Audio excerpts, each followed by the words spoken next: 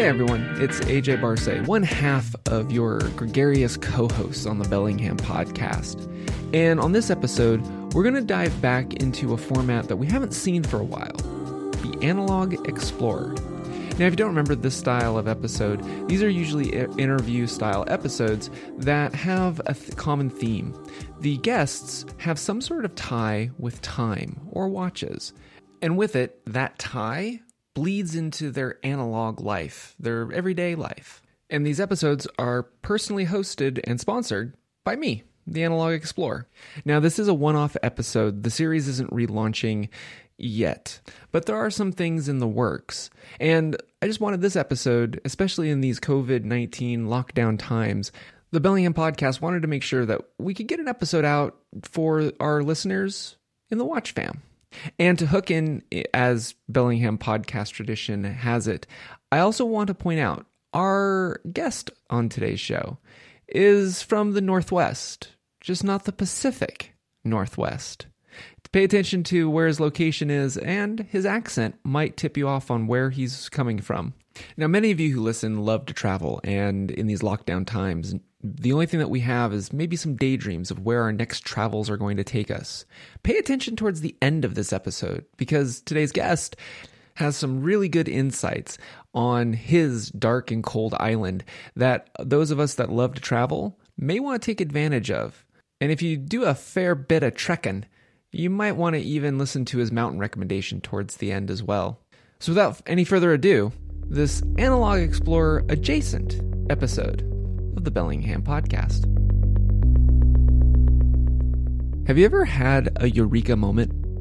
You know, one of those moments where something clicks in your mind, and then when it does, the gears in your mind won't let it go. To the point where you're thinking about that one idea until you actually have a prototype in your hand.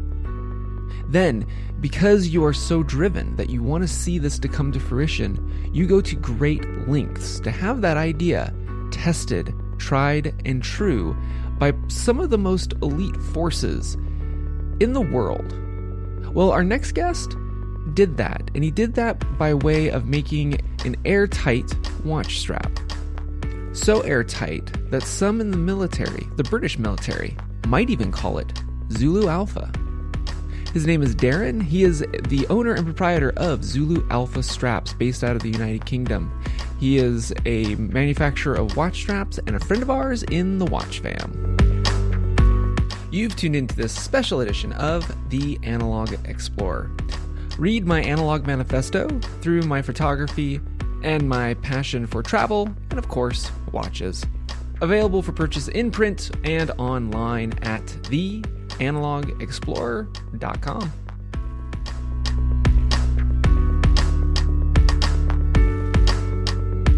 So Darren, welcome to the show. Thank you very much, AJ. Great to be here, mate. How you doing? I'm hanging in there. I mean, as we record this, we are in the midst of a pandemic. How are you hanging in there?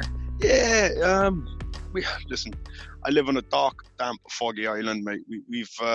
We've dealt with worse. However, I fear that the generation that we have now, mate, this is probably the most adversity people have come across. So I think it's a weird one, mate. It's a weird vibe over here at the minute. We just need to find that same spirit as we had, during the war, essentially, and build that community and pull through together. Now, I'm gathering by when you say a dark, wet island and your accent, you're talking about the San Juan Islands here in the Pacific Northwest, right? Where are you at? Oh, mate, I'm in Her Majesty's Great Britain. So for everybody who's been following the Bellingham Podcast for a while, Darren is one of our UK listeners and is the owner and proprietor of the exceptionally built watch straps known as Zulu Alpha Straps. I am indeed, mate, and I appreciate your generous feedback and shout out there, mate. But yeah, that's who I am, based over in the UK, Liverpool to be precise, home of the Beatles. Yeah, Liverpool, home of the Beatles, and also there's a football club that was doing really well up until the pandemic, if I recall. Oh, AJ, you can't be sorry. Football, mate. It's sorry. One of those. We've got two clubs in the city. We've got Liverpool and we've got Everton. Now, I'm not a native of Liverpool. I'm from South Wales, hence why you can probably pick up on my my Welsh Tom Jones-esque baritones. But jokes aside, mate, yeah, there are two clubs in Liverpool, Everton and Liverpool. Now, my family, or my wife's family up here, are all Evertonians. The other team is Liverpool, and they would call them Liverpudlians or Scousers. But it is like the War of the Roses for you listeners who know what that reference means. And whenever two teams from the same city play each other, it's called a derby or a derby day, and it's a huge deal. But it divides families, mate. It really does. So half the family will be red, the other half will be blue, and they love each other and their family until Derby Day, and then all better off, mate. And it's a free for all then. But yeah, a team that was doing exceptionally well, mate, up until the league got shut down this week. Which it's happened across Europe. We've seen it in France, Germany, Italy, the UK, all the major leagues for football, or what you guys would call soccer. Everything's been pulled. So our pub culture has subsequently died a death as well, because you go to the pub to watch sports, and there are no sports at the minute. So there's a huge bunch of people with nothing to do in the UK, mate. So before we dive into too deep into the show, as you are a owner and proprietor of a watch strap manufacturer, I am presuming that on your wrist is probably one of your very own, but attached to it is what watch? Of course, I always have something on wrist, mate. I'm the type of guy, I sleep with them. I never take it off. To me, I'm naked if I'm going to watch on. Today, I am sporting the glorious Tex M100. For those that aren't part of the watch fam, but are probably listening going, what is that? That sounds cool. Yeah. So it's a bit of a historic piece. So just to set the tone, during the Second World War, there were 12 suppliers that supplied wristwatches to the Ministry of Defence, the UK military. Out of those suppliers, one of them was British, and that was Vertex. And they made the caliber 59, which was on the wrists of soldiers, sailors, airmen during the Second World War. Fast forward to now, the great-grandson of the original owner of the company is now in charge, and he's essentially made a reissue called the M100, which is a modernization of the caliber 59, basically with all of the character and the quirks of the original, but with all of the benefits of modern watchmaking. So this is the golden ratio, 40-20, 40mm case with the 20mm lug width. Except no substitutions. No, mate, none. That is the golden ratio. A manual wind movement, and the biggest loom markers you've ever seen in your life, because the markers are actually made from solid loom. So this baby shines bright. I heard on a podcast apparently that you also are part own and operation. You are also a family man, and that watch has a downside as a family man with all that loom, I believe. Oh, AJ, it's challenging, mate. I must admit, I've got two little girls. I've got a 5-year-old, and my youngest daughter is actually 3 next week. So daddy comes home, does the food, the baths, gets the kids to bed. And if I've got the Vertex on, mate, this thing shines so bright, I cannot get the kids to sleep if I'm wearing it. They get so excited about seeing the loom. Words cannot describe how bright this thing is. It almost looks like it's got a battery in it that's firing these things up. It hasn't. It's just the most receptible watch to UV light I've ever owned or ever seen. I learned that the hard way. So when I first got it, I was wearing it, or I tried to wear it, getting the kids to sleep, and I was there for about an hour because of their age. I couldn't just take it off and get rid of it, because all they do then is pester me to go and get it back. So a hard lesson learned there, mate. Do not wear the Vertex at bedtime. Yeah, I had a similar run-in with a watch that I have as well. I've got I have the Roche UK micro brand, if I recall. Yep. And the Roche is the loom dial with the loom plots, and then the loom outer ring for the world timer. And yes, boy howdy, the first time I wore that in the sun and then put my son down, who's 3 years old, man, I had the same reaction. He did not want to go to sleep. I think the problem is, mate, we're watch guys. So to have any other member of the family that excited about any aspect of a watch, we get sucked into it as well. So certainly with me, I saw the kids get excited, and I was sort of excited. They like watches. They're like me. yes, this is brilliant.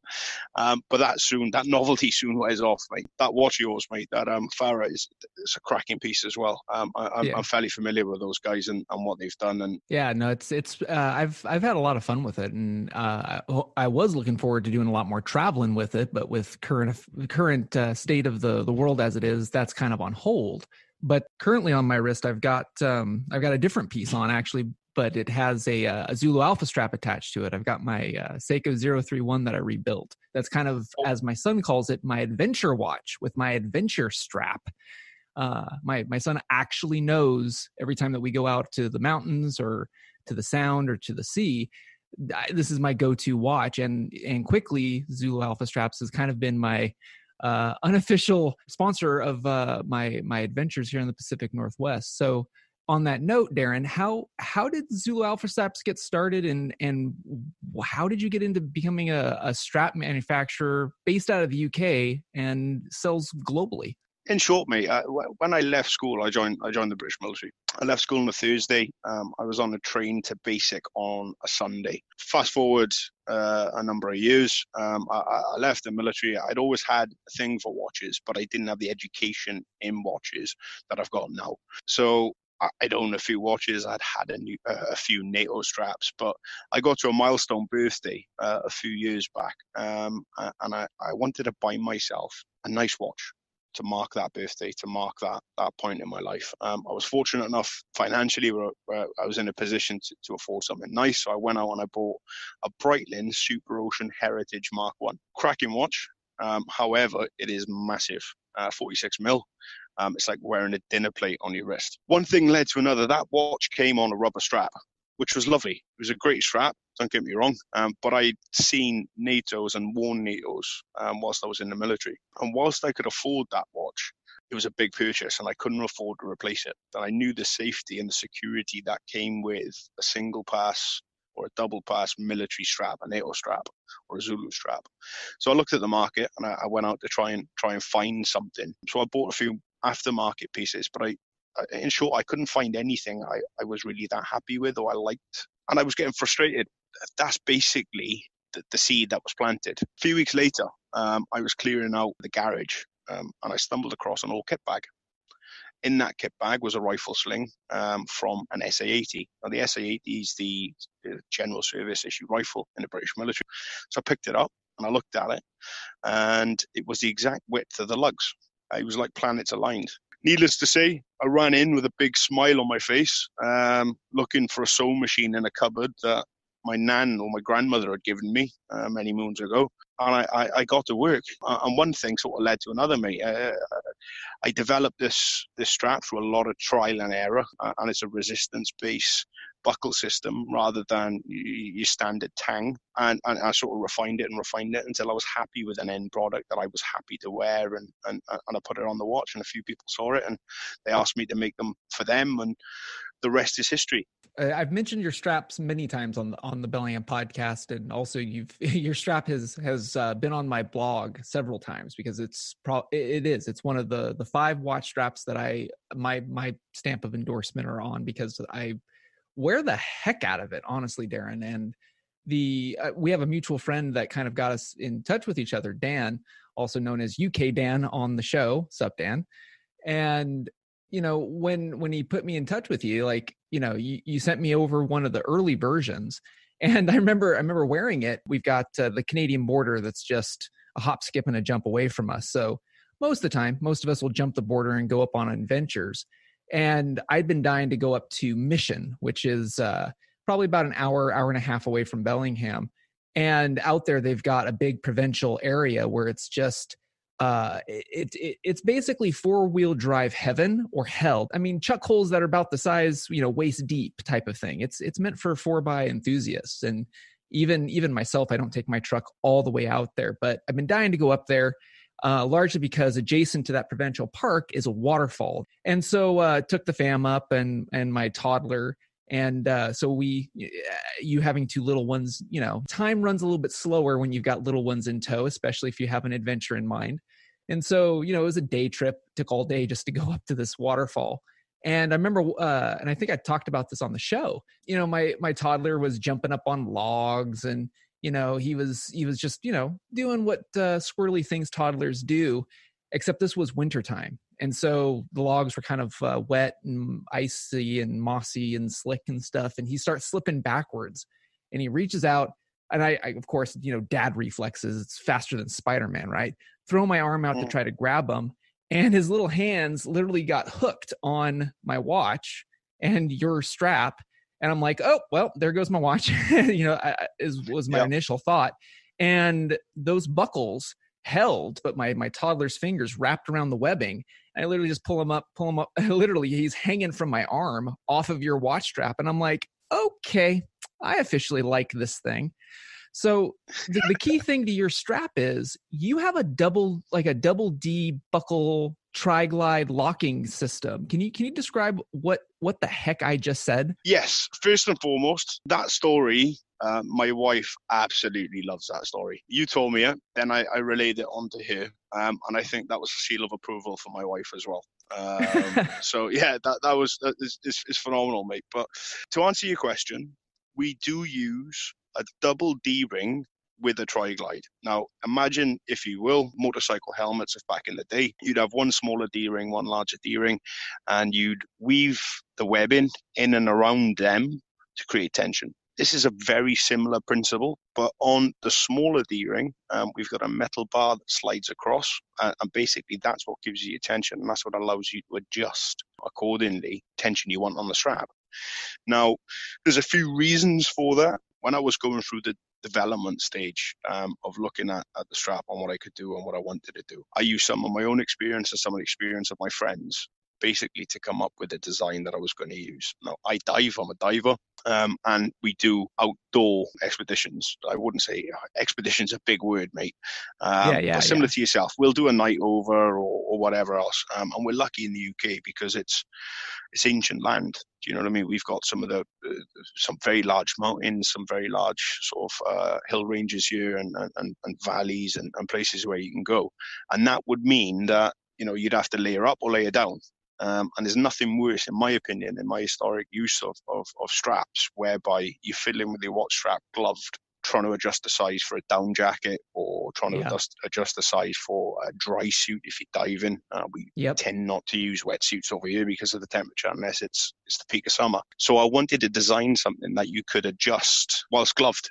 It allows you to do all of the above, get the exact tension you want, and not wear your strap out. Because of the buckle system we use, we lose one of the most common points of failure on most straps. Now, the whole idea of a NATO or a Zulu strap is if one of your spring bars fail, you don't lose your watch stays on. That works up to a point, because most NATO or Zulu straps will have a spring bar on the buckle. Ours doesn't. And because it doesn't, it makes it extremely rugged and extremely durable. So no, I mean, and that's kind of that's what kind of drew me to your strap, to be honest. I mean, here in the Pacific Northwest, it's not uncommon that, in the early morning, you're going to be, maybe some of us will go for a run, then you go to work, and then you get off of work, you grab the family, and then you're literally anywhere from the Salish Sea to the base of Mount Baker, and you're going to spend the next hour or two just gallivanting about. And what's great about your strap, to be honest, is I kind of call it the set it and forget it watch strap. I literally can, what feels like, screw it onto my wrist and it just stays there. Like it cannot, like it's to quote your kind of catchphrase, it's airtight. Like yes. your toddler can hang off of it. I'm pretty sure I could probably throw this up on a bar, cinch it down, and start doing pull-ups off this thing, to be honest. I'm pretty confident you could probably do some pull-ups on it as well, if I'm honest. But as you say, it's a go-to. It's an adventure strap. It's not meant. They're not meant to be dress straps. Some people do wear them as such. You can use, there are certain models we have that are far more dressier than others. But the whole premise of these, mate, is this is, as you say, set it and forget it. This isn't going anywhere. It's what we would call in the British military bomb-proof or bombers. Yeah. It's definitely a bomber. But so the one that I've got two. So you sent me one of the earlier ones, and what's funny is when you first sent it to me, you mentioned that you've changed a little bit your stitching and webbing, and I remember because when you first sent me that first one, I ended up wearing it inside out only because, Yes. like it was always rubbing and stuff. And as I was backpacking or whatever, and I gave you some feedback. I even mentioned it up on the show and stuff. And then you sent me this other one, which is, I'm going to call it Admiralty Gray. I'm not sure. Yes. Okay. So Admiralty Gray, it's smooth, it's tough as nails. And you also made it longer, which I appreciate because I was having a problem getting the old one around the cuff of my wetsuit glove for when I was going down into our rivers and lakes. And, so the evolution of the Zulu Alpha Strap going from, decommissioned rifle sling webbing to what you're using now, what's the secret sauce, as it were, to what's this webbing made out of, and how did you get to the current iteration that you have now? So you had one of the first straps we made, or I made, and it was great. It was an honest strap, but I wasn't as refined as I became or as I am now. The reason for that is you gave me some feedback, but I'm also fortunate, AJ. I've got a lot of friends who are still serving in the British Armed Forces. Now, these range and vary from soldiers to military divers to guys in the Navy at sea. There's all plethora of people out there who I sent straps out to and asked them for feedback from an operational standpoint. And that's what I did. So I sent a load of straps down to one of our prestigious diving units in the UK, in the Royal Navy. These are the guys who support our Special Forces guys.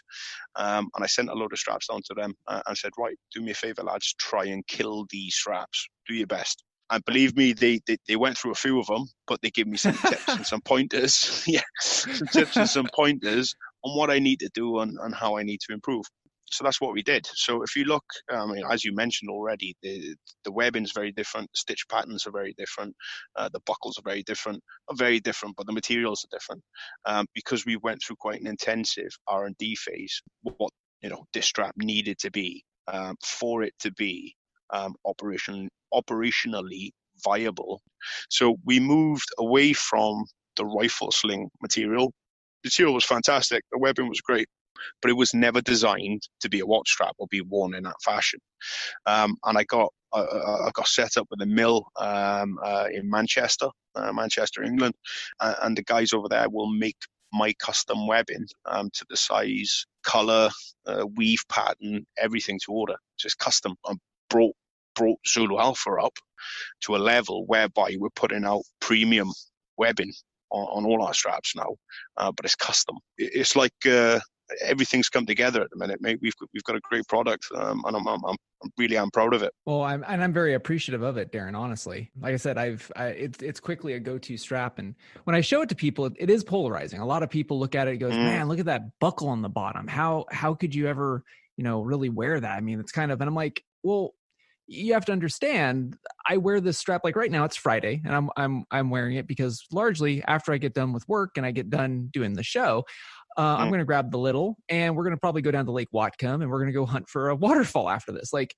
the thing about this strap is, it's got a big buckle and it can be very polarizing, but mate, I look at the end of the day and I'm like, I'm going to take off and head towards the mountains. And, it gives me hope to get to 5 o'clock a little bit sooner. You know what I'm saying? Yeah. And, for the other folks that are looking at this going like, it's just not my style. Well, I mean, I also don't, yes, I have a bunch of desk divers, but my watches actually go under the water. I can vet for the fact that, Zulu Alpha can, so there's a place up in the mountains called Leavenworth, and it's heading towards the Cascades here in Washington State. And it's a little Bavarian town. It's themed. It's really cute. Well, there's also the Wenatchee River that cuts through it, and there's a ton of tubers that go down it every year. And so I grab my snorkel and my treasure bag and my fins, and I go underneath and float and try to go find some GoPros that people lose. Yep. And I have no fret, and it's a cooking river. I mean, you're cruising fairly fast in this.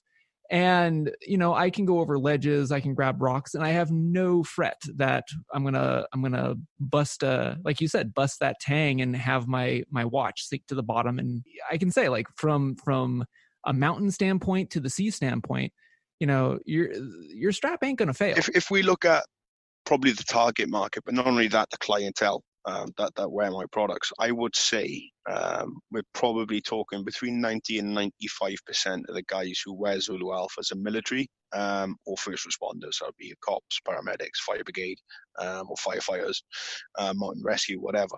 And that's where we exist in the market, if that makes any sense. And that's what the straps are. That's what they're about. That's what they were made to do. That's why we went through that R&D phase with these guys. Yeah. They're like the Defenders or the Humvees of watch straps. Do you know what I mean by that? Is that completely, a bit out there? Completely. Be there, and be airtight on someone's wrist. So the long rundown of research and R&D and you getting your straps out there, I mean, there's perhaps one project that it kind of came on my radar that your strap kind of wiggled its way in. And by chance, is there any affiliation of Zulu Alpha on the wrist of maybe a former Gurkha that was a Sherpa that does little mountain excursions at all? Yeah. Okay, so Project Possible, or Bremont Project Possible, happened last year. Name is Purger, MBE, is an ex-Tier 1 operator in the British military. And in short, he left the armed forces last year to go off and set world records, or multiple world records, with regards to mountaineering. Now, Nims he's a great bloke. I've met him a few times. I've spent a bit of time with him. He's a really nice guy as well. I just want to stress that. I think he wouldn't be offended by this, but the guy's a freak of nature, an absolute animal. Right? An animal. The guy was built to smash mountains. So he's a mountain goat. AJ, God made this man solely to break mountains, and that's what he's done. And he's built a team up around him who do it with him. I came across one of his buddies, a guy called Mingma David Sherpa on Instagram. If you guys want to check him out, he assisted him on an awful lot of these peaks last year. Now, Mingma in his own right is a world-renowned mountaineer. He's a multiple world record holder for Everest and K2. He's done the highest long line rescue in the world. Again, another animal built to break mountains. So one thing led to another, mate. We were having a conversation one day, and I said, right, Mingma, do me a favor, pal. Wear these straps. Let me. I think we're there now. We've gone through a huge R&D phase, but what better test is there than to get your strap out multiple 8,000 meter peaks? So he did. Took a few from me. He was in Nepal at the time, and it's weird, mate. So the Nepalese government won't let you ship out watch-related products. Certainly not from the UK, anyway. Oh, okay. Which is bizarre. The conversations we were having, I was like, right, I'll get them shipped tomorrow, because there were deadlines in situ where I had to get these watches out in order for him to receive them, get them fitted to his watch, and then get up the mountains with them. So I, rightly or wrongly, on the customs form, I put them down as climbing harness extension loops. They'd pass as that. I mean, you're not lying. I mean, I could cinch this on my bag and use it as a cinch. Absolutely. That's basically the route to market, mate. And sometimes you've just got to sidestep certain things. So that's what we did. Now I'll get fined probably, or sued by someone for doing that. But it's out there now. It's in the world. It's the truth. So yeah, I got him out to Nepal to him, mate, and that was that really. Off he went on his expeditions, real expeditions, not the type of expeditions I do. Oh, not the expeditions I do either. I mean, that is a legitimate, like, world class, like that's an authentic adventure expedition. That's amazing. The guy's incredible, mate. The whole team are incredible over there. And yeah, in a nutshell, he took him up, mate. We've been up multiple 8,000 meter peaks with him. We were fortunate enough when he got presented with this Guinness World Record for Everest and K2, he was wearing our strap and got photographed with it. And that's actually on the homepage of our website now. So if anyone wants to check that out and check him out, please head over. But he had the exact same strap on as you do. In your Admiralty grey, but his was an olive. It was exactly the same material, exactly the same build as what you've got, mate. Same everything, just a colour difference.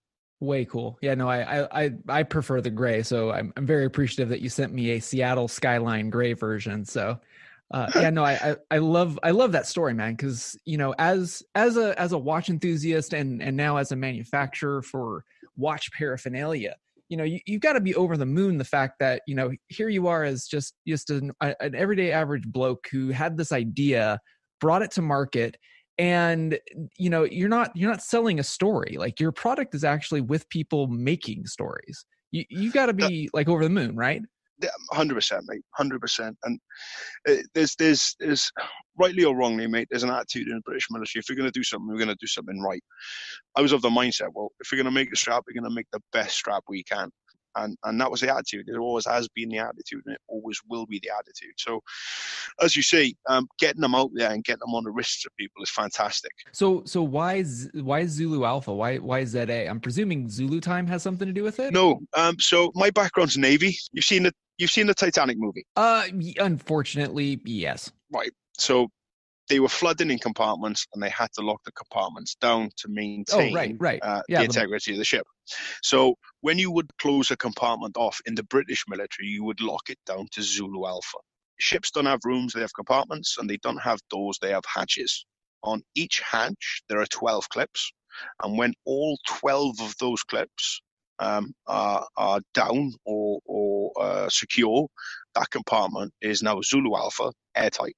So that's why the hook. Okay. Zulu Alpha and airtight, which would basically mean the integrity is unquestionable. But in addition to that, it's a bit of a nod, my heritage. And when you're a military guy, mate, or you're a veteran, there's so many people out there creating veteran companies at the minute. And it's hard for people to be able to tell fact from fiction, certainly in the UK. I don't know what's like stateside, but certainly in the UK. So Zulu Alpha is a nod to the lads as well.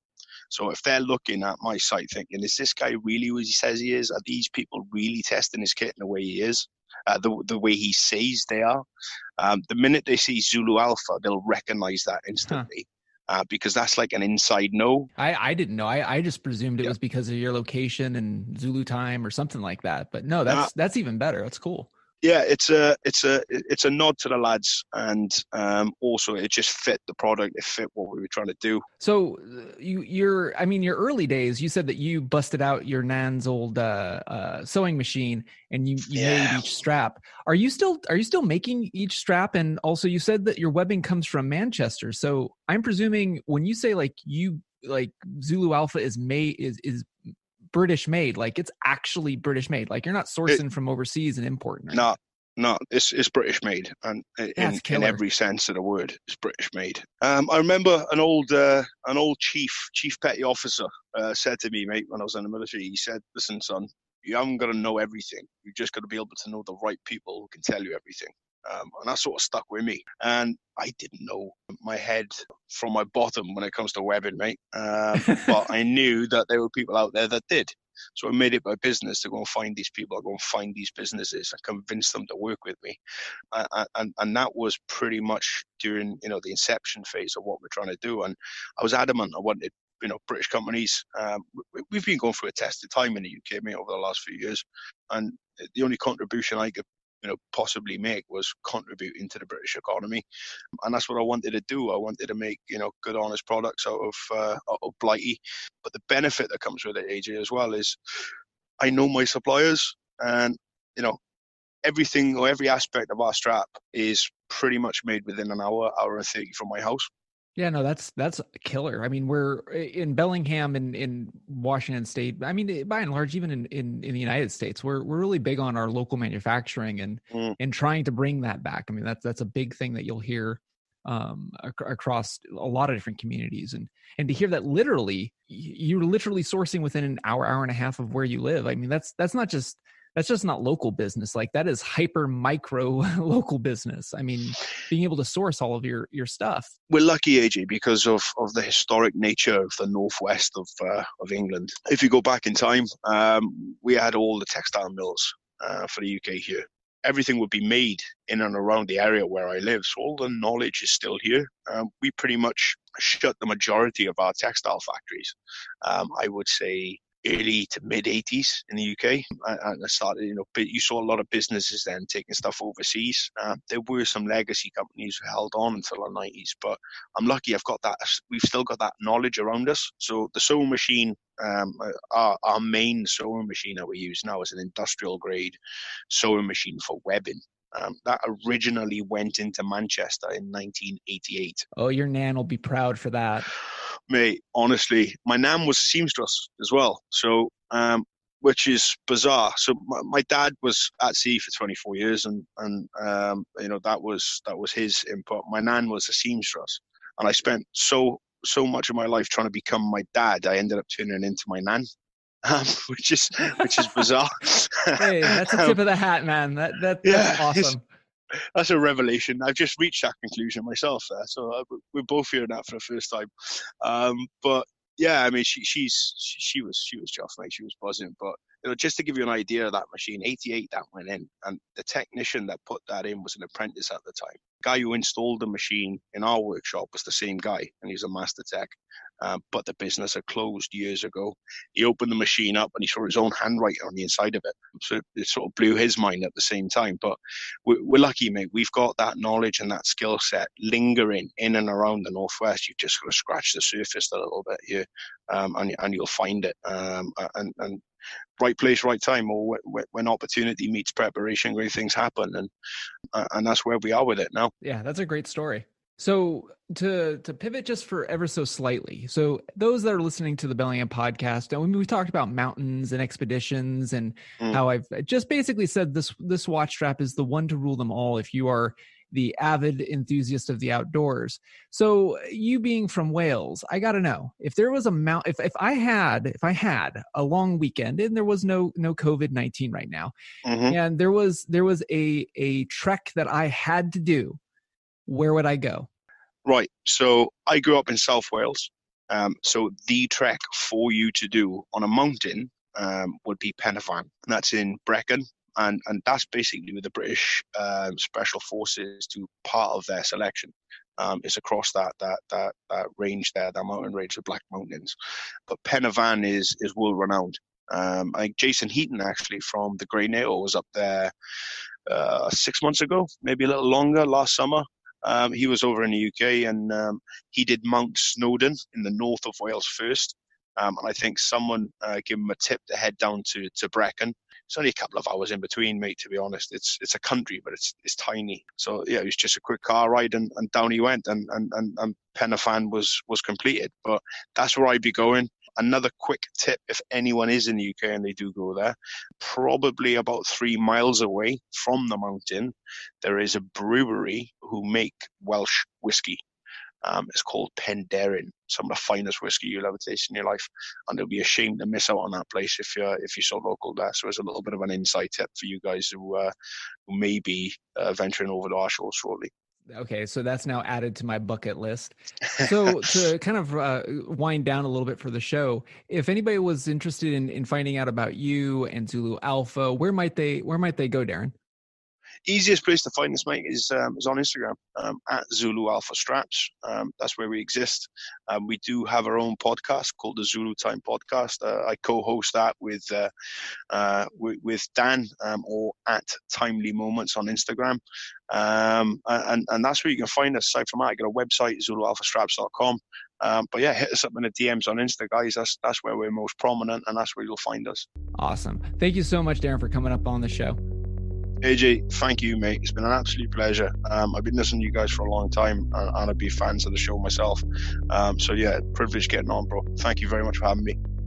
So that wraps it up for this very special Watch Fam edition of the Bellingham Podcast, brought to you by the Analog Explorer. As always, if you're listening to us in the Bellingham area, you might be listening to us on KMRE 102.3 FM, community power radio here in Bellingham. You can tune into the Bellingham Podcast every Saturday, and you can also listen to us wherever you like to get your podcast. If you're interested in more of the Analog Explorer, you can follow me on theanalogexplorer.com, or you can also subscribe to the Analog Explorer wherever you like to get your podcast. Chris and I will rejoin each other on the mic, and we will be coming back to you with another Quarantine Chronicles. Hope this podcast finds everyone well and in good health, and thank you again so much for listening to us.